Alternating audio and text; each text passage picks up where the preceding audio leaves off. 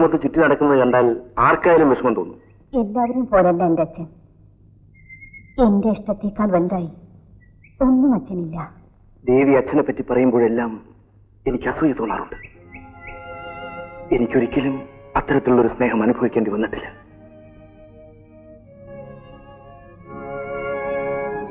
എന്റെ ജാതകദോഷം കൊണ്ടാണത്രേ ഞാൻ ജനിച്ച അന്ന് തന്നെ അച്ഛൻ മരിച്ചുപോയത്. അതുകൊണ്ട് അമ്മയ്ക്ക് പോലും എന്നെ സ്നേഹിക്കാൻ കഴിഞ്ഞില്ല. അതിനെപ്പറ്റി ചിന്തിക്കാനുള്ള സമയമായപ്പോഴേക്കും അമ്മയും പോയി. വിശാലമായ ഈ ലോകത്തിൽ ഞാൻ തനിച്ചായി. തനിച്ചോ? ചുറ്റും ഇത്രയേറെ ആളുകളുള്ളപ്പോഴോ? നിനക്കത് മനസ്സിലാവില്ല ദേവി. സത്യം പറഞ്ഞാൽ നിന്നെ പരിചയപ്പെട്ടതിന് ശേഷമാണ് ജീവിതത്തിൽ എന്തെങ്കിലും ലക്ഷ്യമുണ്ടെന്ന് എനിക്ക് തോന്നി തുടങ്ങിയത്.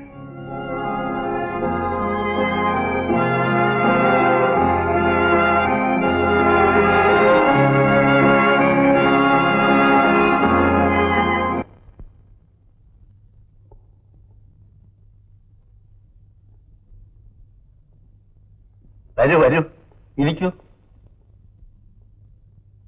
കലകളൊക്കെ കണ്ടോ? കണ്ടു. എനിക്ക് വളരെ ഇഷ്ടപ്പെടുകയും ചെയ്തു. അപ്പൊ കൂടെ കൂടെ വരണം. വേണുവിനെ ഏകാന്തതയാണ് ഇഷ്ടമെന്ന് ദേവി പറയാറുണ്ട്. ഇവിടെ ആരുടെ ശല്യവുമില്ലാതെ ഗിത്താർ വായിക്കാം.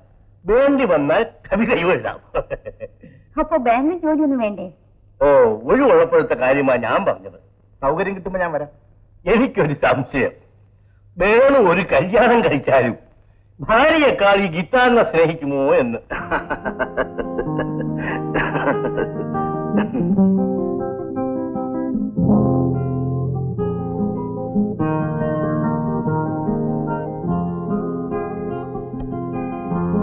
ചേച്ചി ഇന്ന് രാവിലെ മുതലേ കണ്ണാടിയുടെ മുമ്പിലാണല്ലോ. പിറന്നാളിന് പ്രത്യേകിച്ച് ആരെങ്കിലും ക്ഷണിച്ചിട്ടുണ്ടോ?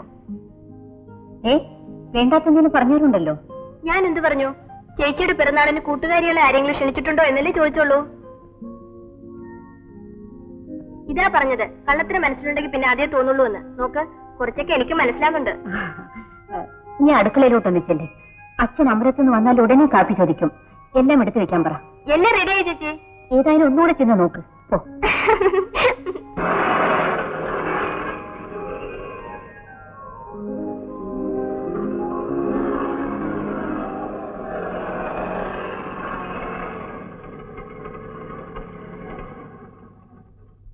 ഞാൻ വിചാരിച്ചു വരാന്ന് പറഞ്ഞത് വെറുതെയാണെന്ന്.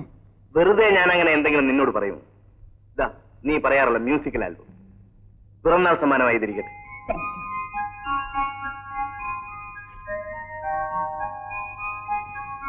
അച്ഛനെവിടെ പോയി? അച്ഛൻ അമ്പലത്തിൽ പോയിരിക്കാണ് എനിക്ക് വേണ്ടി പ്രാർത്ഥിക്കാൻ. ദേവി പോയില്ലേ? ഞാൻ നേരത്തെ പോയി. പക്ഷേ ഞാൻ പ്രാർത്ഥിച്ചത് വേണുകെട്ടിന് വേണ്ടിയാണ്.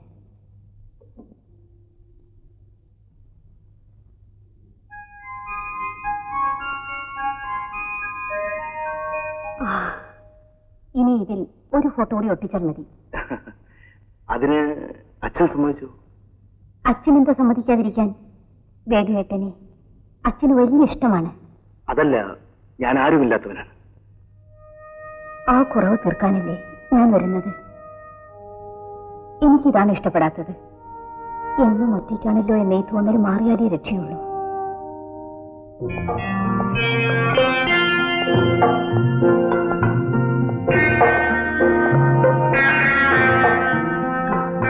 ഇതാണ് രാജേട്ടൻ, എന്റെ ഒരു അമ്മാവിന്റെ മകൻ.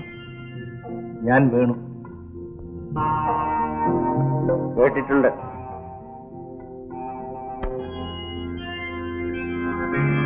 എന്താ പ്രത്യേകിച്ച്? ഞാൻ ദേവിയുടെ അച്ഛനെ കാണാൻ വന്നതാ. ഓഹോ, ഞാൻ ഇവളുടെ പിറന്നാളായതുകൊണ്ട് വന്നതാ. അച്ഛൻ വരാൻ വൈകുമെന്ന് തോന്നുന്നു.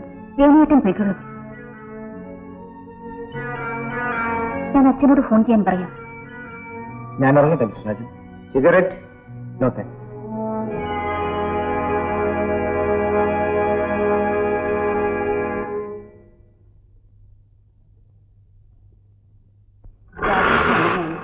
ആരോടും സ്നേഹമായിട്ട് പെരുമാറില്ല.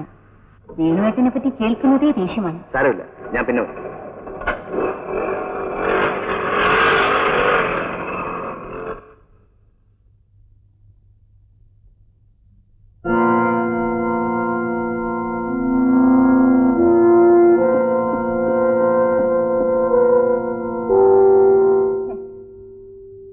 വേണുവേട്ടന് എന്ത് തോന്നിക്കാണോ ആവോ? അയാൾക്ക് കേറി വരാൻ കണ്ടൊരു സമയം.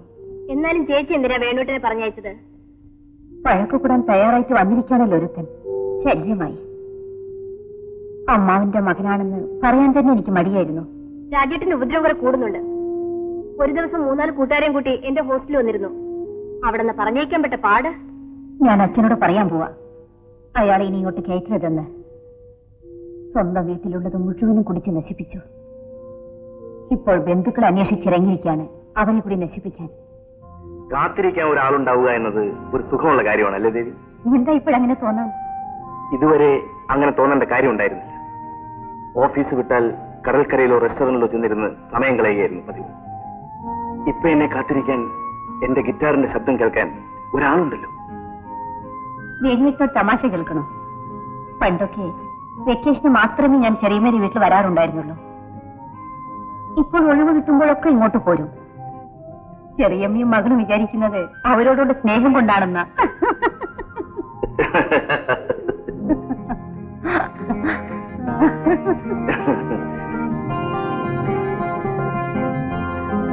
ഇതിലെന്താ എത്രയും പേടിക്കാൻ? വേണുവേട്ടനൊന്നും അറിയണ്ട. അച്ഛനോട് ഞാൻ ചോദിക്കാം. നിങ്ങളൊക്കെ വലിയ വീട്ടുകാരല്ലേ ദേവി?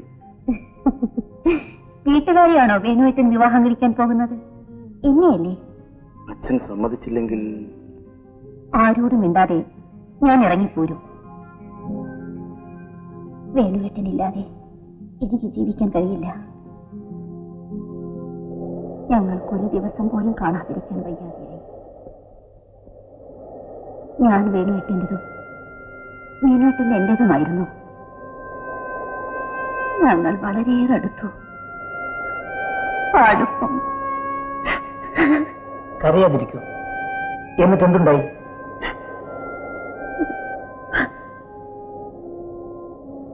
ഞാൻ ഗർഭിണിയായി.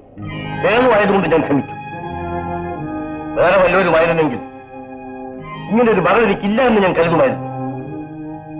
ഏതായാലും ഇനി താമസിപ്പിക്കണ്ട. കഴിയും വേഗം നിങ്ങളുടെ വിവാഹം നടത്താം. വേണുവിനെ ഫോൺ ചെയ്ത് ഇങ്ങോട്ട് വരാൻ പറയും.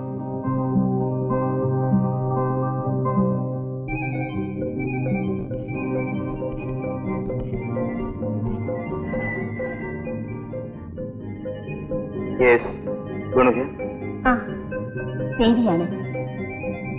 ഞാൻ അച്ഛനോട് എല്ലാം തുറന്നു പറഞ്ഞു. എല്ലാം പറഞ്ഞു. നമുക്കൊരു കുഞ്ഞുണ്ടാകാൻ പോകുന്നെന്ന് കേട്ടപ്പോൾ അച്ഛൻ ആദ്യം ദേഷ്യപ്പെട്ടു. പിന്നെ വേണുവേട്ടനാണെന്ന് അറിഞ്ഞുകൊണ്ട് മാത്രമാണ് സമ്മതിച്ചത്.